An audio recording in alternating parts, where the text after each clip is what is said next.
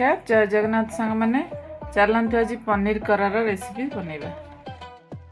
तो सांग मैंने पनीर करारा बनैबा मुझे 200 ग्राम पनीर नहीं गोलमरीच गुंड नहीं गोटे चामच ऑरिगेनो नहीं गोटे चामच चिली फ्लेक्स नहीं गोटे चामच लुण आप स्वाद अनुसार देवे।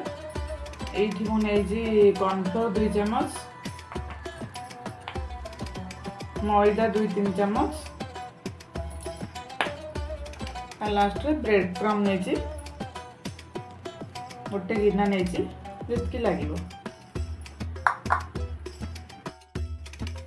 देखो सांग मैंने मुझे पनीर को टिके बड़ बड़ पीस रे काटी माने मीडियम पीस रे काटी आपण हिसाब से काटी पारे जेहेतु यहाँ गोटे स्नैक्स आइटम तेणु टे बड़ बड़ पीस कले भल लगे। देखो सांग मैंने ये चिली फ्लेक्स गोलमरीच गुंड लुण आ ऑरिगेनो सब पकई नहीं भलसे गोलई दबा। देखो सांग मैंने पनीर आ सब मसला मसला भलसे गोलई देती साइड रे रखीदे। देखो सांग मैंने आ गोटे बाउल नहीं मैदा देदेली कॉर्नफ्लोर देदेली अल्प टिके चिली फ्लेक्स देछि कारण चिली फ्लेक्स एथरे पड़ी जे बहुत राग लागिवो। अल्प टिके गोलमरीच देछि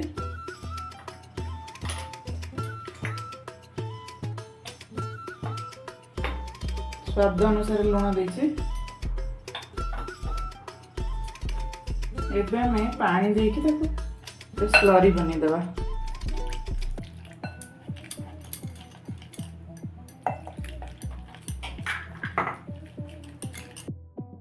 देखो सांग मैंने मैदा कॉर्नफ्लोर जो स्लरी आम बनई देखो एमती हम पतला टिके हम बेसी मोटा हेनी।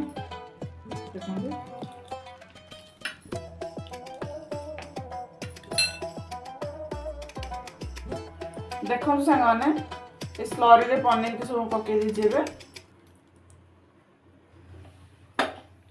गैस फ्लेम को ऑन कले छाणीबा बसैबा।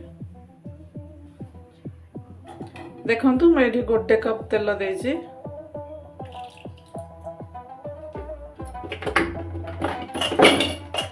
तेल मत कम लगुच तेणुक आ गोटे अधा कप तेल देदेब।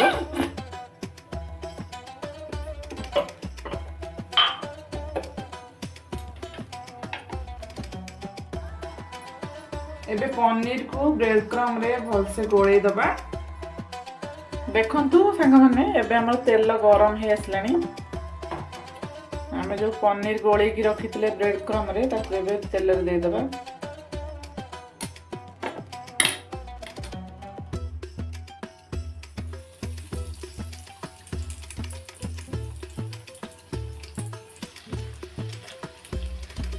देखंतु एबे हमर पनीर हे आसलानी देखंतु एमिति ब्राउन कलर हेबा पर्यंत छाणीबा पनीर को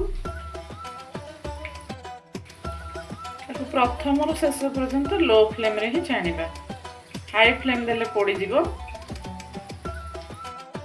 देखंतु एबे हमर पनीर गरारा प्रस्तुत हे गलानी। एबे प्लेट को बाहर करनबा। देखंतु सागने पनीर गरारा हमर प्रस्तुत हो जाईची।